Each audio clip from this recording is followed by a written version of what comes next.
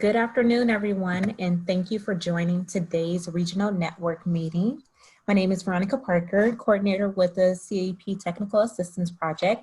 And on today's regional network meeting, we have two CAEP administrators, Dr. Carolyn Zachary, as well as Neil Kelly. We also have Netta Anasari with OTAN, as well as Jay Wright with CASAS. So we'll get started in just a couple of moments with the official regional network meeting. But prior to getting started, I definitely want to check in with everyone to make sure that you are in the room, you're able to see the agenda, as well as able to hear me at this time. So if I can have a couple of people just let me know if you're able to hear me, that would be great. We want to ensure that we have adequate sound as well as the visualization. Okay, great. So I see people can hear me and they can see the screen, so that is perfect. We will definitely move forward. However, if you do experience any technical difficulties or you need one of our presenters to maybe speak up or whatever the case may be, please just let us know in the chat and we will be able to help you via a private chat.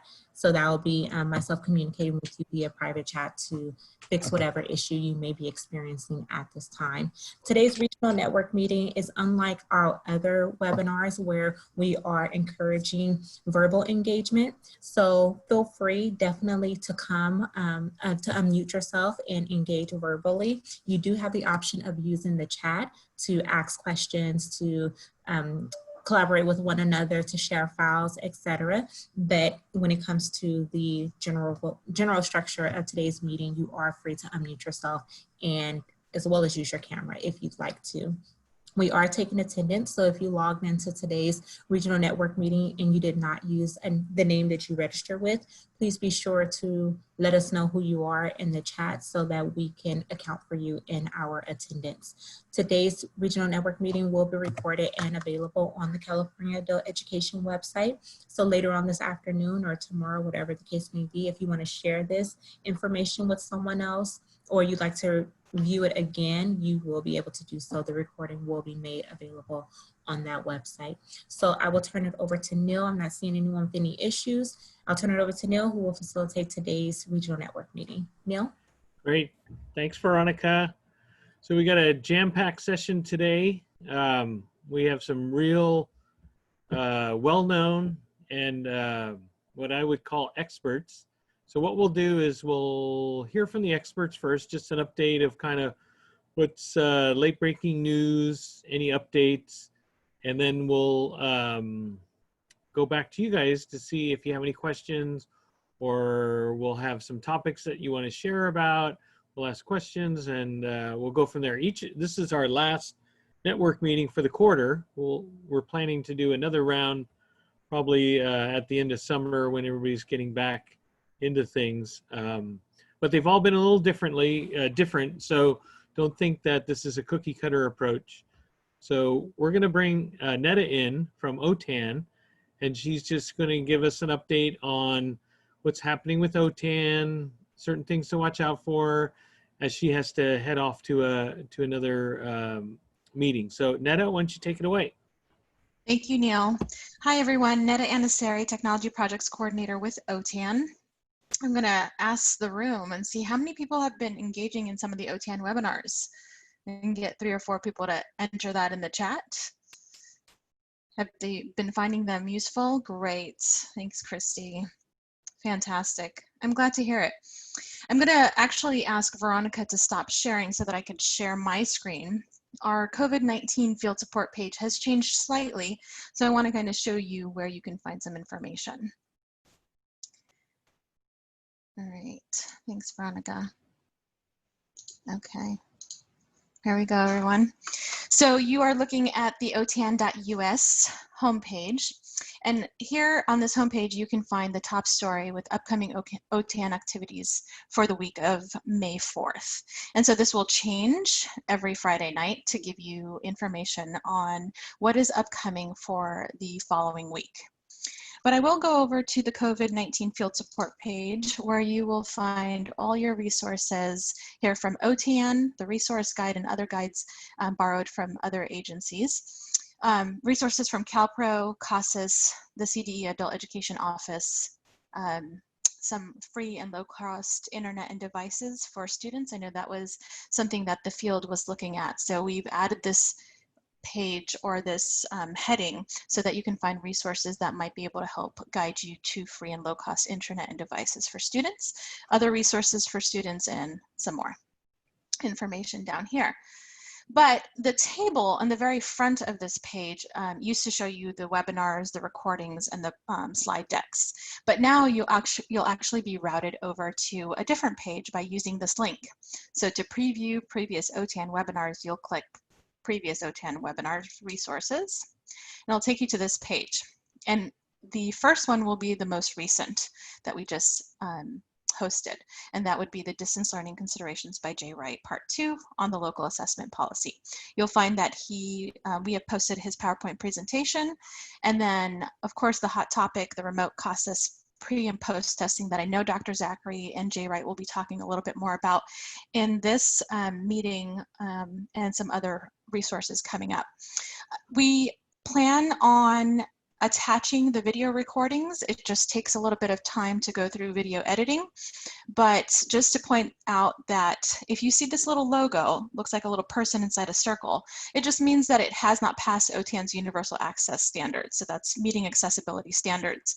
Doesn't mean anything on your part. You can still access the video, but I just wanted to let you know we are working on accessibility after posting, and then what will happen is we'll swap that out and that little logo won't be there anymore.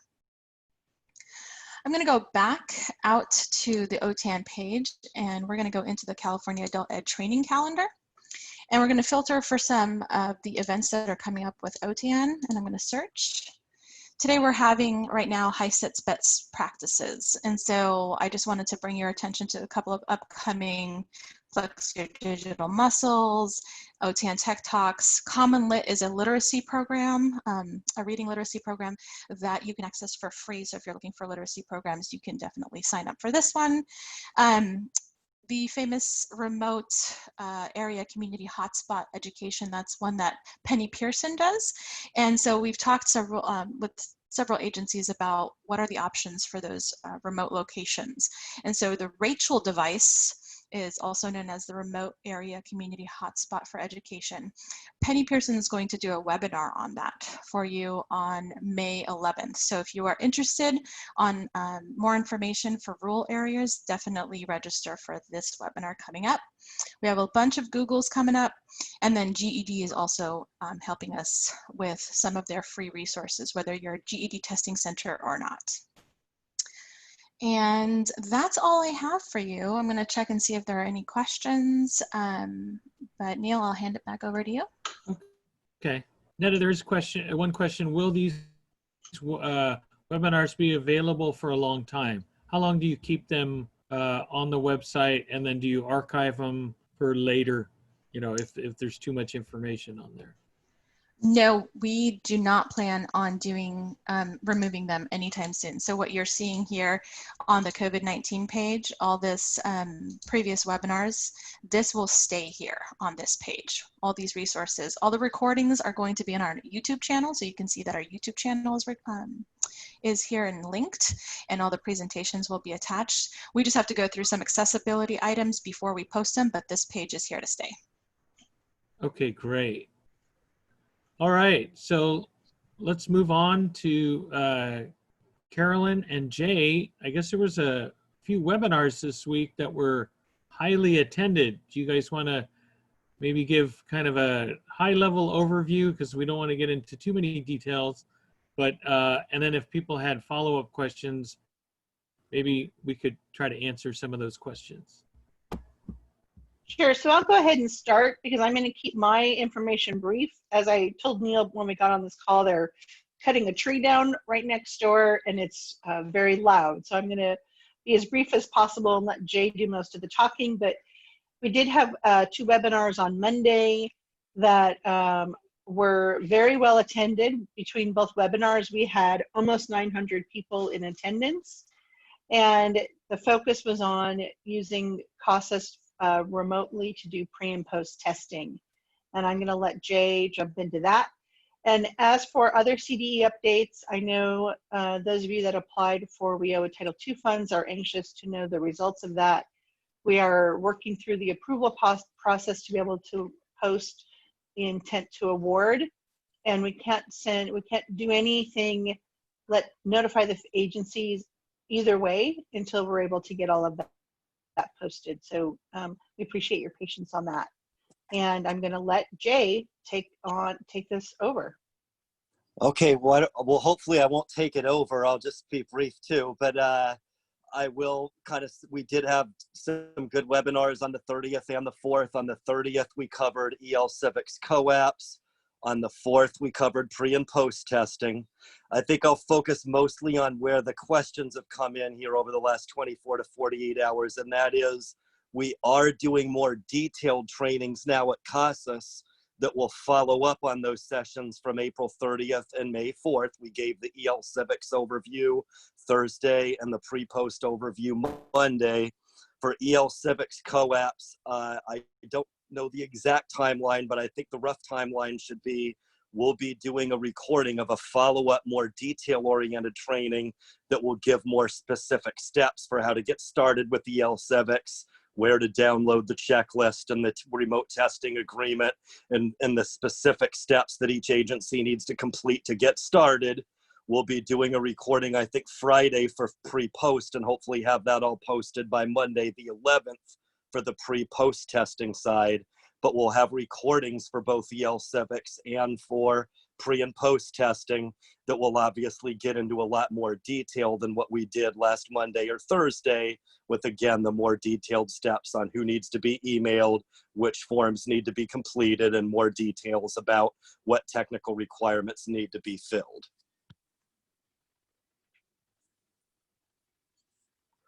The trainings, I'll type in a link. It's not really, I'm not sure, actually I can click it here on my computer and kind of verify. I'm not sure. Now it looks fine. I'll just say there is a special remote testing page we have gotten started. I just clicked it now and it looks like it's fine. It just needs to be filled in with a lot more documents. But in our product overview section of our CASAS website, we have a special remote testing web page we just put up yesterday. So I'll type that link. There's nothing that exciting to see on it yet. More to be posted tomorrow and Friday, but it is the page that we've sort of placeholded for all of these documents and for updates related to remote testing and so on. So Jay, we have a question from Kathleen. Where will those details that you're referring to be posted? Right, well, that's what I was saying. We have a remote testing web page. Once I'm done talking, I'll type in that link, Okay. But it's in the product overview section of our CASAS website. Gotcha. Okay, so any questions for Jay or Carolyn? Because this is a sharing and, you know, any kind of things that are on your mind. Hi, Neil. This is Will Neddersen from Tustin Adult School. Hi, Will.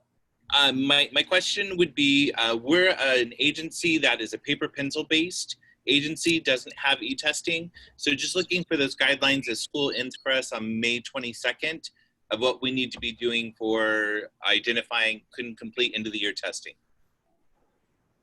So I guess the only answer I can give you to that, if you want to talk more, we can, is that for now, the remote testing is just for e-testing, not pencil paper testing. So Jay, is there any timeline for some guidance on paper pencil? I don't think there's anything specific now. I mean, definitely not my decision, but I think a lot of that will probably depend on, you know, how long we're in this mode, how it extends into next year, and so on. Okay. I know the term force majeure has come up, and hearing you guys talk about it in the trainings about a point on top that'll be able to be checked once we're given the okay. So just waiting for that, it sounds like. So that one, yeah, that's a checkbox that's in TE right now, but we've been saying hold off on checking it because we're still in the process of developing state guidelines for what exact circumstances will require you to mark that box. The other thing I'll just add is, you know, if you are pencil paper, you still want to work with students, you know, you are still in perfectly good position.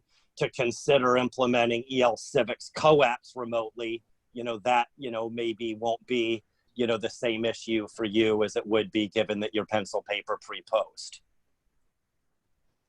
Thanks. Thank you. All right. So since we're on the subject of TOPS Pro, it was kind of interesting, and actually Veronica and Holly are working on a CAEP update that'll be in the newsletter next week. But one of the aspects of that is we're looking at the CASAS data for the last month and a half. So we were looking at mid-March to mid-April. It actually showed an increase in the number of students in TE. But we know from the survey that you submitted that like 80% of you expect a decline in enrollment, 25% or more, probably 60% predicted enrollment more than half. So I think when I talked to Carolyn and Jay about this, they think that not everyone updates their student update records on a regular basis. Some wait till the quarter, some wait more than a quarter. So that data is what it is, but it's going to be difficult for us to explain how things are going if we don't have the most current information. So just keep that in mind. I'm not sure if you're a agency that does update their student records on a regular basis, weekly, bi-weekly, monthly, quarterly, but just know that we're looking at that to see the ramifications of the, COVID-19, explain that to whoever asks, whether it's people over at the Capitol, those kind of things. So let's see what else. So we do have some of the results from the survey. We're trying to encourage more CAEP members to complete the survey. I think we have about 235 responses in or so, and more coming in, trickling in now. But we have a pretty good idea what's going on. Like 90% of the schools are hanging in there, offering remote distance learning. Of those, about 85% are, in addition to the instruction, are also offering student supports, whether that's food, shelter, job assistance, public assistance, or referrals for mental health or medical assistance. So that's all good news. There's a whole wealth of information there. For the majority, 90% of our schools are using Google Sites or Google Classroom. And then the next big platform is Canvas. And then it gets into Microsoft Teams and Zoom, stuff like that. But software-wise, Burlington English seems to be the predominant software out there. And then we have a bunch of other products out there like Aztec and EdTech applications, and I don't know, there's a whole bunch of them. So, I mean, maybe like 14 of them. But anyway, we got a lot of good information to share. And I think we're down to, if you're interested in the financial part of CAEP, we just have 2 consortia that haven't certified their CFADs. One's direct funded, one's a fiscal agent. And it's actually, I think, 1 school we're waiting for in both aspects. So hopefully they can get to the finish line as we're, crunching numbers and stuff like that.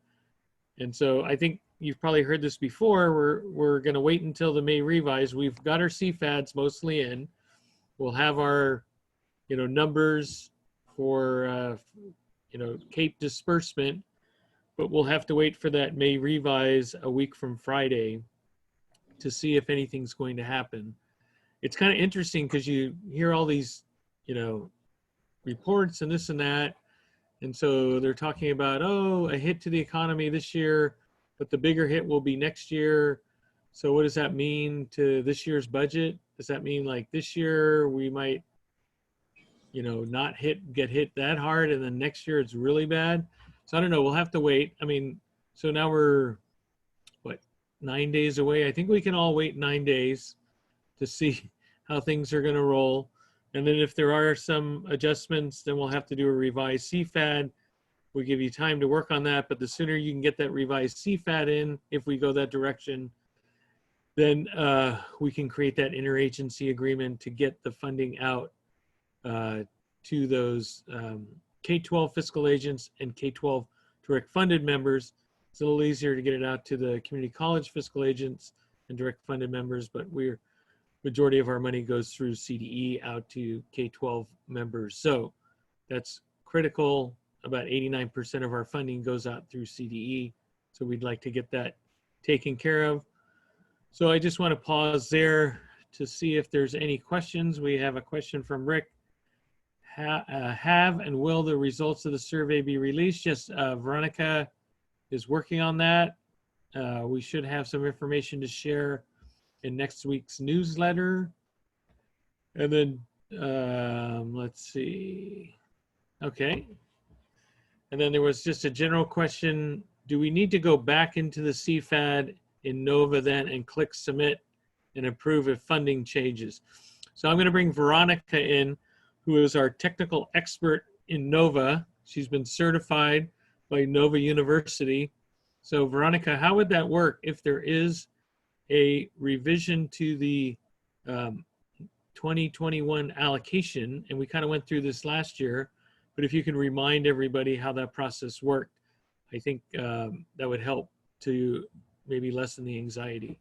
Right, so there will be a change to the CFAD itself. So your total CAEP funds will be decreased if we see a reduction, and you will have to account for that reduction via an allocation amendment. So you will not change your allocations in the CFAD, but you'll go through the allocation amendment to account for the reduction.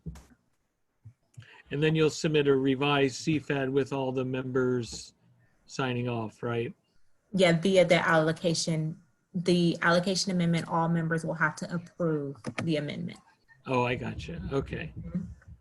So it'll be similar to the CFAD process, but it'll be through the allocation amendment, which requires all members to certify anyway. So it'll be like going through that process.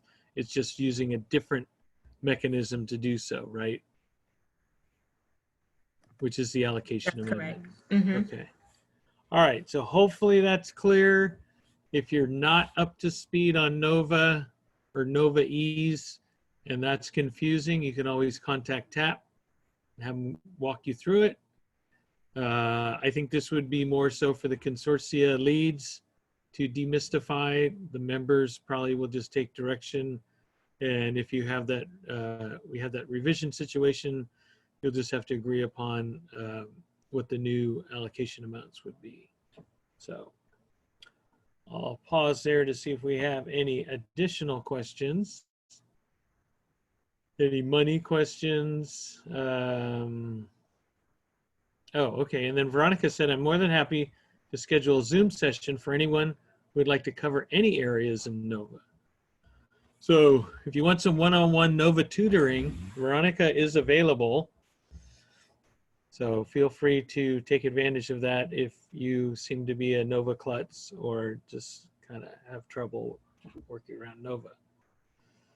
All right, so let's hear from you guys.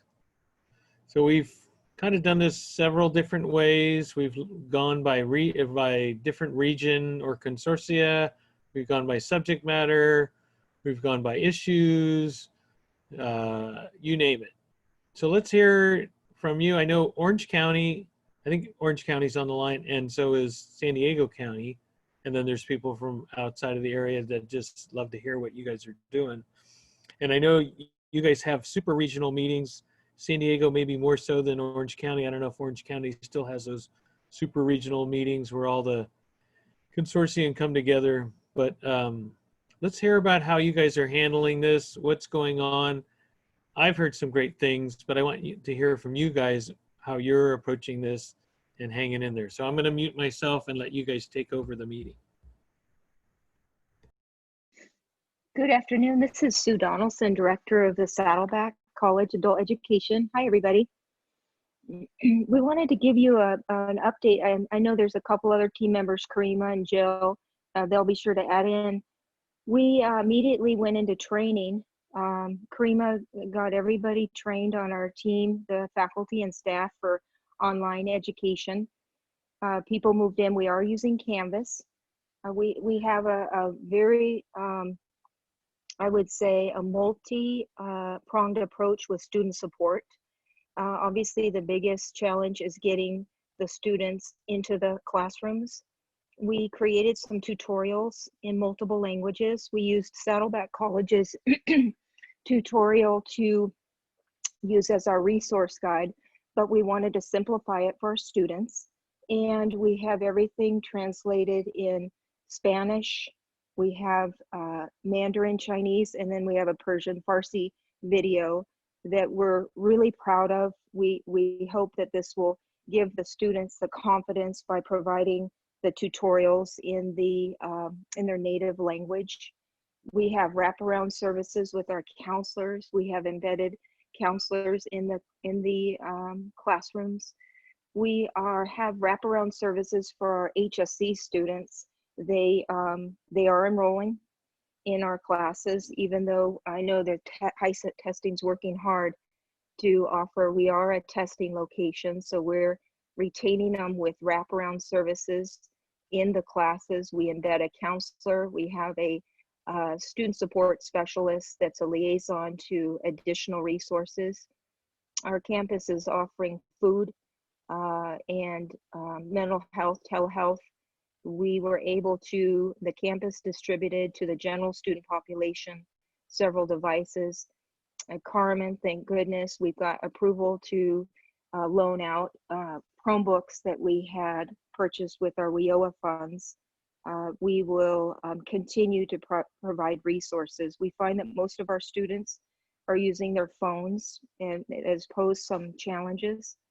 But we're staying the course, and we're really, really excited and committed to serve the students in any way possible. I think I'll pause for a bit and see if Karima and Jill would like to add anything at this time. Thank you.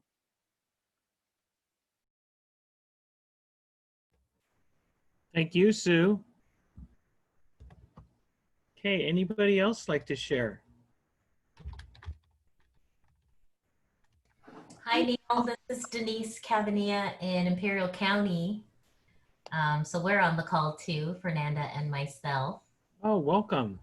Yes, and so we assumed when it said desert region areas, that was us. Yeah, you're warm enough. You count. We're super warm. We're like 107 today. Just wanted to piggyback on that final report because it sounds very similar to what's going on in our county as well. I guess I could share my face on this one. Very similar here, providing those wraparound services similarly around when I heard, I'm sorry, I forgot the presenter's name, talk about working from their phones. That's a feedback that we're getting as well, that a lot of our students are doing their work, classwork from their phones. And so our teachers are being very innovative. Some of our schools are doing paper pencil. So I was, glad that question was asked about the e-testing or other opportunities, but very similar for us here in Imperial County, and just trying to meet our students' needs with regards to, resources in terms of food insecurity, folks losing their jobs, or, parents are now home teaching their kiddos while trying to get their own education. The good news is that we do have some students who are graduating and getting close to finishing their programs and things like that. So great to hear from other places that, we're in a similar situation. Great, thanks, Denise.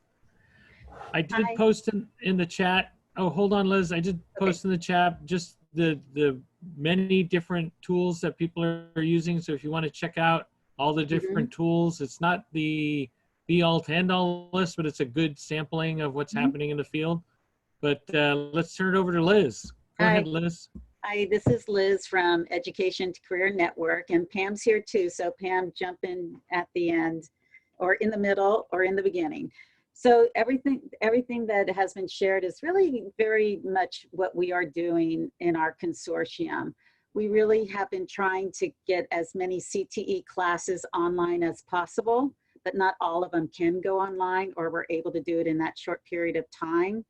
And we have to get our teachers up to the level of technology that to do all the online classes. So that has been what we've been focusing on.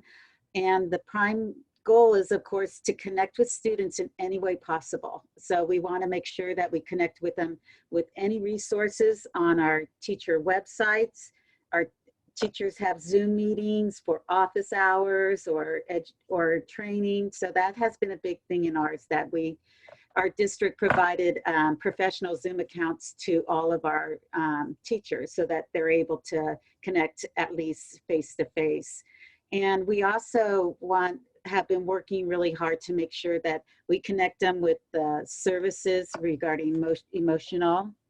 And we have a counselor and a great support team throughout our whole consortium. So and we have graduates ready to go out, and you know, we're looking at ways to make it special for them as best as we can. What else, Pam? The only other thing I would add is that we have been making connections with our legislators as well. We've been trying to we've gotten a few Zoom meetings, and we're just really making an effort to, you know, to ask them, please don't cut our funding, although, you know, they're not ready to commit to anything, but at least they know we're out here and we're trying to just send a message of, you know, all of the things that we do and how much we can help in a recovery when that happens. So if any of you are thinking about it, this would be a really good time, because they're just going back to Sacramento, and you really want to think about connecting with them, either there or locally. Or even if there is a cut, keep us as designated funding. Right. Now, you guys all know that this isn't like 2008, if you were around in 2008, where there's flexibility. Yep. So because we're protected by statute, they would have to change the law in order to sweep our funds. Okay. So just know that, you know, there are some more hoops to go through, and we'll have an opportunity if they try to make that happen. I'm sure you guys can advocate for your programs, but you'll have the opportunity to do that. That's great to know, Neil. Right. So because the consortia is in statute and it goes through the consortia, it's not easy for the district to sweep those funds. So, and then if the consortia sees a member not being allowed to spend their funds because of a hiring freeze or whatever the district's doing, then potentially that member could get their CAEP funding reduced and have that reallocated to other CAEP members in the region because they're not following their plan, and that's an Ed Code 84914. There's 3 criteria that you can reduce a member's funding. So that could also prevent a district from doing something like a hiring freeze, not paying part-time teachers, those kind of things. So keep an eye on that as well. It really gives the power to the regional consortia. So we'll see how, you know, this works out if it does go to that. One thing I wanted to remind you, since you, Pam and Liz, brought up the advocacy, I think by next week we're going to have the launch board available for public viewing for the 18-19 data. And so I think what it shows is close to 900,000 students, a little over 600,000 or so made it to 12 hours of instruction, which is about 67% in Launchboard, which includes the TOPS Pro data as well as the community college data.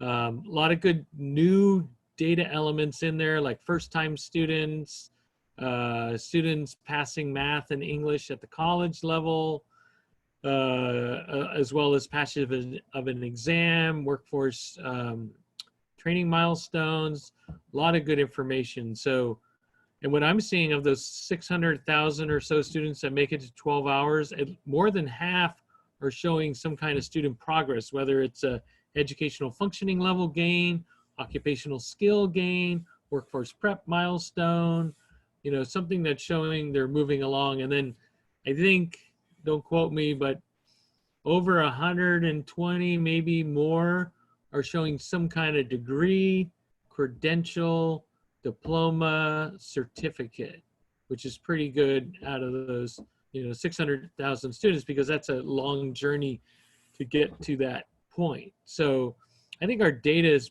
pretty good. We've never had this much data, so we can have that conversation with our public officials or internally within your consortia. We're still working out a few bugs on the college side, but for the most part, one thing we did notice, we have to put a caveat, is there were about 100,000 students or so that got into TOPS Pro, but didn't make it to 1 hour of instruction or more. So those are the students that probably went through registration or assessment, were assigned a class and then never showed up or had to drop or whatever. So somehow we got their information into TE, but they never hit the 1 hour mark. And so that was like 10% or so of our student population. So they're in your system. You can easily contact them and say, hey, what happened? And get them back. But I just wanted to give you a heads up, because if you're looking at your CAEP data in TE, it might be a little bit off, but you'll see that in your DIR, your data integrity report, who dropped before 1 hour, what kind of missing data is there. Maybe you didn't have a birth date or a gender or something that didn't allow it to be posted in the launch board. So those kind of things. But I think if you're familiar with your DIR, you got it made. You just know what to do to follow up and take the time to do that. So I'll pause there to see if anybody else had questions or wanted to share. So far we've heard from South Orange County, North San Diego County. Now we're going to hear from North Orange County. Yeah. Okay. Hello, everyone. This is Janet Manjares. I'm the director for the North Orange County Regional Consortium, and just want to provide you guys with an update, and also sharing that sentiment of, COVID-19 and the result of it. So I know our consortium is comprised of community colleges and K through 12s, and they too are shifting from in-person classroom to more of a remote or hybrid. And everybody's been on board. It's been a crazy chaos and experience, but fun, I hope, nonetheless. And also our counseling department has been in the great works of institutionalizing online services for our students to provide. But I'd like to take a step further and really acknowledge our K through 12 student success, who, and I know I've shared this with you, Neil, that they put together an online curriculum for our parents and our community to be able to have a platform to share about the anxiety and just the emotional trauma or stressors that are due as a result of the pandemic, and the quarantine, and I mean, I'm not a parent, but I was like, I'm going through those. Can I sign up? It's really a good way to support our community and our parents for under the K through 12 student success work group. And we're also utilizing our marketing and outreach dollars for our members. That includes NOCE and ROP, among other K through 12 school districts such as Anaheim Unified, Garden Grove, and I can go on and so forth. But really to maximize that platform to educate our community and make them aware that we're making that transition and we're still here for them. So really, we're in this together, and we've been sharing those same processes and situations, just like everyone else that previously shared. So I know I have some of my colleagues here today, so hope they are also willing to share. Thanks. Great, thanks, Janice. Yeah. Good work. I saw that YouTube video. Oh, great. That was kind of funny too. I'm glad you did. Yeah. Okay, I think John Warner wants to say something. John, he came all the way from the Central Valley to our regional network meeting, and don't think he's a party crasher, because I think John gets around all over the state. John, do you want to unmute yourself?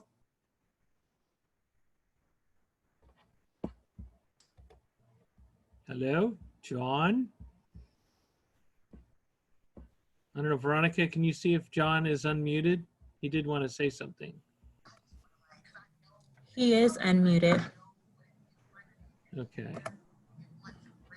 Maybe Neil, I can hop in while we wait for him. This is Chrissy. Okay. Okay. Chrissy Gascon from Rancho Santiago Adult Education Consortium. And similar to everyone else, it was a big wah when we had to transition over. We're in mid-semester, so we had 3 days to transition all of our classes. Luckily, this last year when we wrote our 3-year plan, our number one priority was to advance our online classes. So we had, at SEC, Santiago Canyon College, we had already transitioned 20 of our face-to-face classes to complete online classes. And so it was very, very helpful. We had a lot of teachers already that had gone through training and were able to assist and pull up very quick professional development. But for the most part, the rest of the classes, those were all within our career technical education and adults with disabilities. Our adults with disabilities program has gone fully online, and and for summer it'll be fully online, and for spring they went to remote instruction. It was our most successful program moving over, and kudos to the faculty involved. They had 100% of their students transition to online learning, and it was just great to see. But some of the things we're doing, like others, we have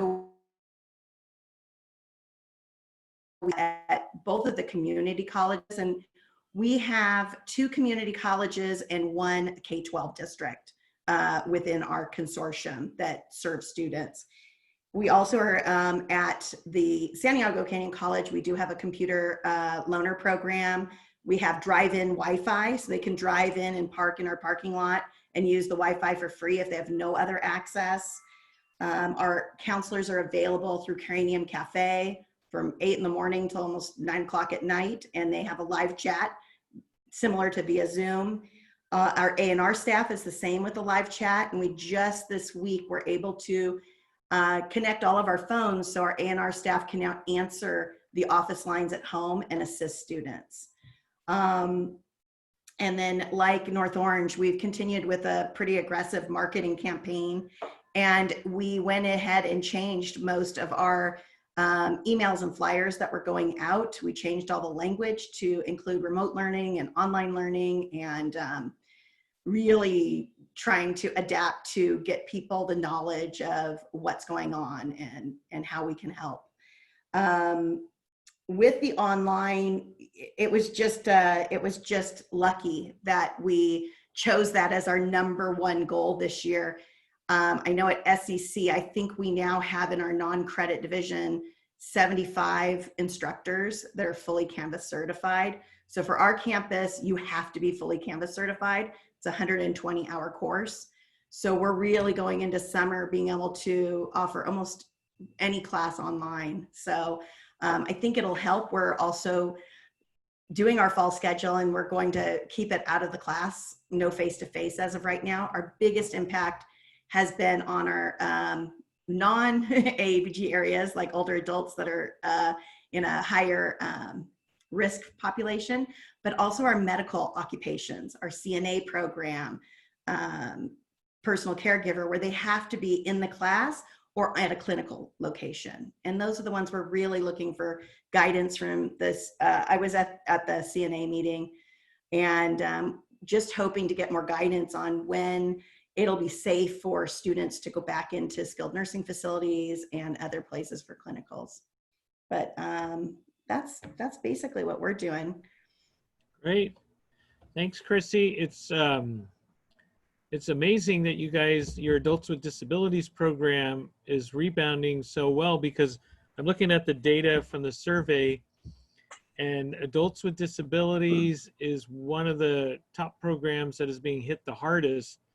Of the respondents, over 16% of those programs aren't being able to be offered in a distance learning environment. Yeah, hey, Neil, do you mind if I ask a question about that? Sure. Oh, yeah. Go ahead, Jay. I was just kind of wondering, because yeah, what Neil's saying, you know, we've had a few other regions, and not all regions have had any really discussion on adults with disabilities, but the couple of other regions that have definitely said that's been kind of a problem, that given the direct care nature of those programs, that's been one that's been by far the least realistic to be able to replicate via DL. Yeah, and we started, it was our first program that we brought online. We worked with some of the local day centers where the behaviors, the students weren't able to come onto campus and be in an integrated classroom. So we worked with getting some online classes, and they've always been some of our most successful classes online. And as a matter of fact, UCLA just asked our coordinator, and this was a full-time coordinator we hired through CAEP funds, because this was one of the areas, and way back in AB 86, our region did not serve adults with disabilities. So it was this is all from CAEP. So we hired a full-time coordinator to do the program, and she's just very innovative and brought about a lot of great programs. So she was a speaker for UCLA Tarjan Center to kind of tell people how she's going about doing this. But for right now, they all went to remote, and it's her and an instructional assistant, or the other instructors with their instructional assistants. And the students are breaking out into breakout groups. They're doing flashcards with each other for their math class. They've now even gone as far as having social and movie nights that they're doing via Zoom. It's just really, really amazing what they've been doing. So wow. We're quite fortunate. But for summer, they did opt to do fully online, and they might meet once or twice a week via Zoom, but as part of their online class. So in the summer, it'll be asynchronous. But spring, we converted it to the synchronous remote learning. But summer, it'll be a little different. Wow, all right, thank you. Mm-hmm. And South Orange Saddleback College has also had quite a bit of success with continuing their adults with disabilities programs. So we got a couple of good successes there. I just want, before I check in with, so we've heard from Imperial, North Orange, Rancho. Actually, this is Adam from North Orange. I kind of wanted to add a little bit more information. Okay. Yeah, this is for disability support services, and we have also converted to online instruction, and we are having a lot of success. All of our spring courses are online, and I would say probably 80 to 85% of our classes are seeing enrollment at their kind of about 90% level. And we have probably about 15 to 20% of our classes that are a little bit less than that. So we've been really happy with how our students are finding their way to our online instruction. Of course, there are barriers that we're trying to overcome. Some students need better technology to access the content more effectively, and we're currently working on that. So the classes are going pretty well, better than expected, and I think we'll be in a lot better shape come summer and fall.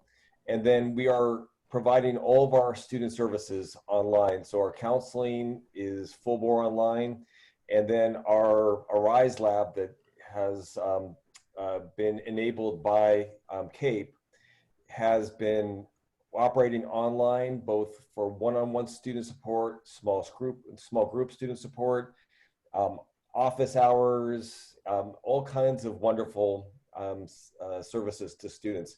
So we are doing really, really well, and I believe by the time we hit summer and fall, we'll be doing even better.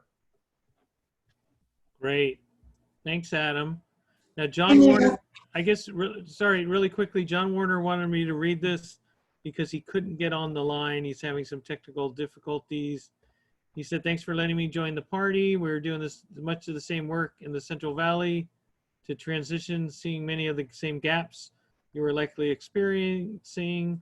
With regards to funding, while our funding is protected, I recommend working with your districts to develop ways your adult ed program can support some of the constraints they are currently facing and will likely soon face with budget cuts.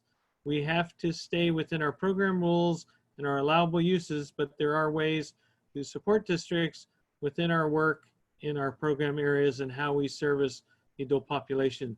These type of conversations give you two things.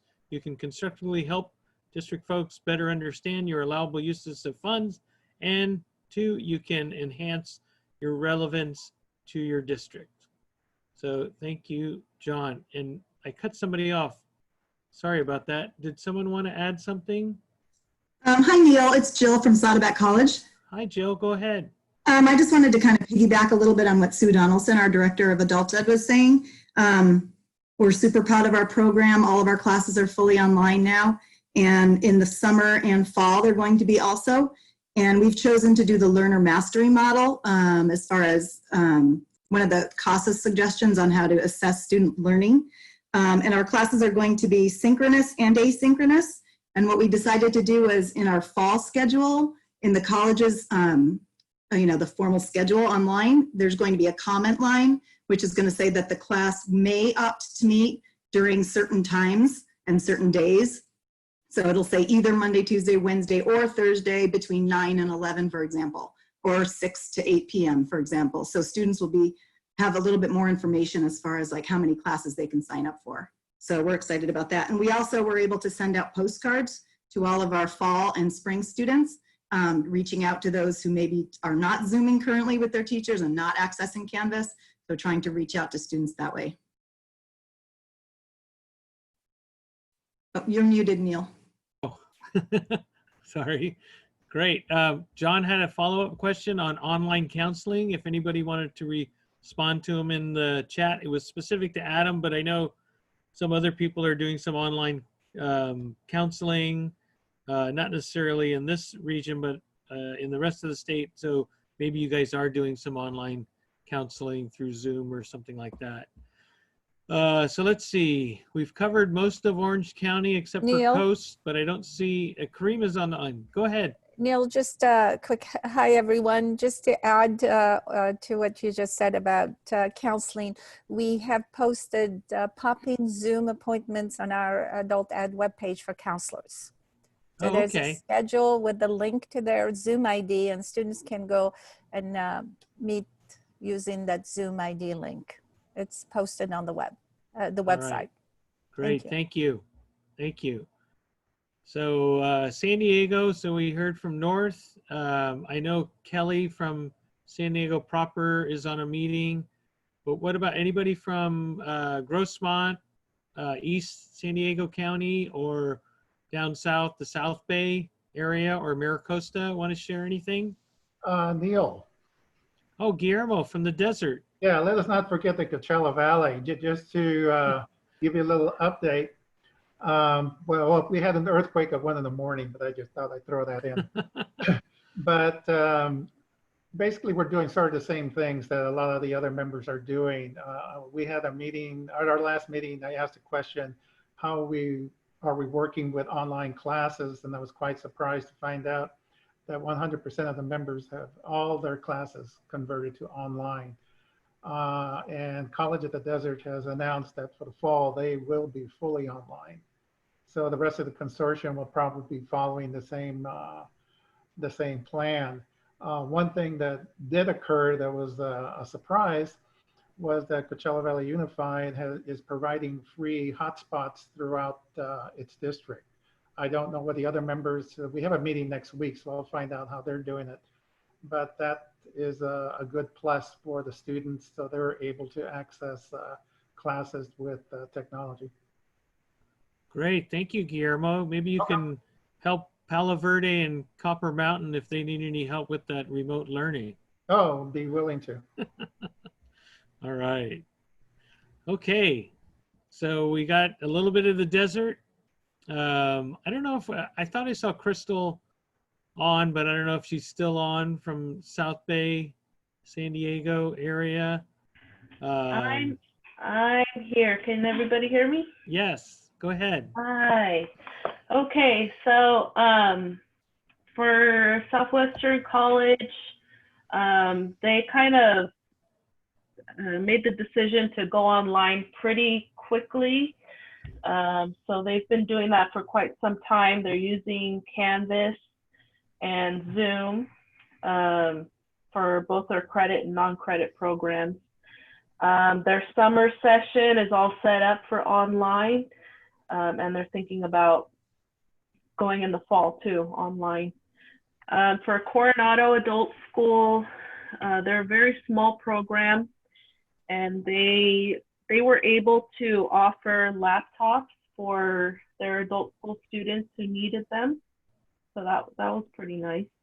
And they're also using Zoom, and they're pretty much leaving it up to their instructors for how they want to handle that. But no news yet for summer session or fall. And for Sweetwater, they've been up to quite a lot. I also have Dana on the line here, and I'd like to pass it off to her to talk more about Sweetwater. Sure. Hi, everyone. Yes, at Sweetwater, we have started all of our classes online. So we have been focusing on first and foremost connecting with our students and making sure their relationship is maintained between the classroom teacher and the student, and just try to include as many students as we can in our online learning. We're focusing on synchronous teaching as much as we can, and also trying to provide that individualized appointments with teacher and students, just to be able to identify areas where the teacher can support them individually, as well as in a class setting with online learning. It's going really well. The teachers have really stepped up to the plate and learned a lot in these last few weeks, and just are doing a great job. And we're excited to have our students just better equipped with those digital literacy skills. This was really a great opportunity. Obviously, we had to jump into it, but really just to be able to prepare our students and our teachers to be able to give them those digital literacy skills with this situation. So things are going well overall. Thanks, Dana. So we're at time, but something that John said and the stuff that you guys shared resonated, because we're doing a lot with parents. We're doing a lot with students with disabilities that are probably aging out of the K-12 system at 22. But we could show that school district that we're taking care of you. We're working with you. We're doing a lot of great things. So you guys are all positioned very well in this to support the K-12 districts as they, we'll see what this May revise is. I have a feeling it's going to be next year where it's going to get really ugly, but we'll see what the impression is on Friday of next week. But I don't want to keep you any longer. This is great. We ran out of time. Usually we don't run out of time, but so you guys had so much to share, which is fantastic.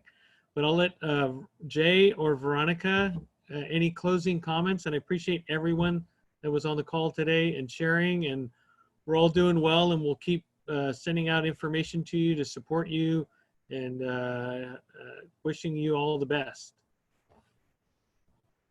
I guess I'm okay. Thank you. Hi, Neil and Veronica.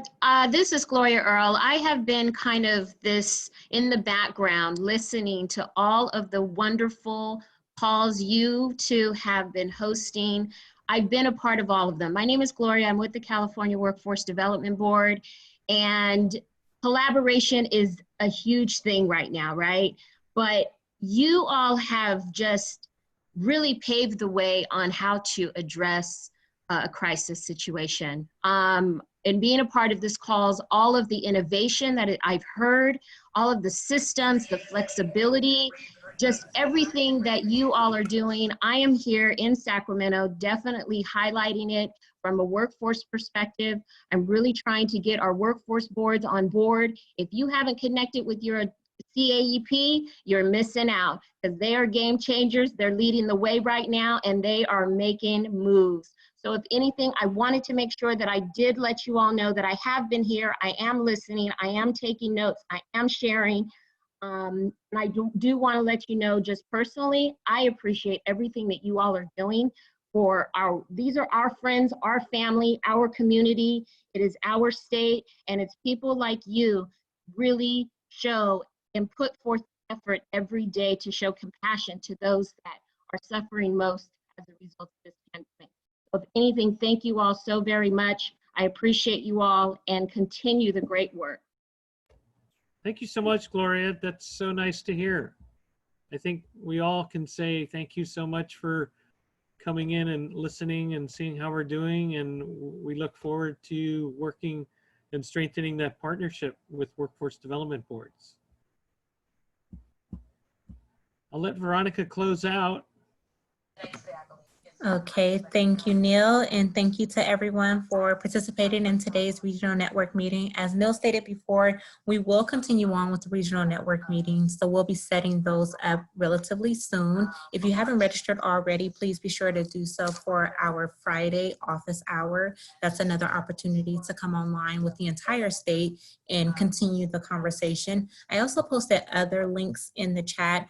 For example, a link to our Google group. We are continuing the conversation there, so definitely subscribe to that. We're also we have a poll open at this time where we are asking everyone, what are the topics that are important to you to continue to discuss in the Google group? We want to make sure that we are presenting the appropriate questions and soliciting the appropriate feedback from the field. So we want to make sure that we're targeting our efforts. So if you haven't done so, that poll. Keep up with the newsletter. We always have great information and resources. Just this week, we posted information about some food benefits that are available to our adult learners and their families. So definitely pass that information along. And I think that was it. But yes, just continue to engage with us, and we'll continue to put out opportunities for us to come together and collaborate with one another. So I'll close the room now, and your evaluation will appear tomorrow. Definitely please be sure to fill that out and let us know if there are other things that we could do to support you at this time. So thank you all very much, and have a great afternoon.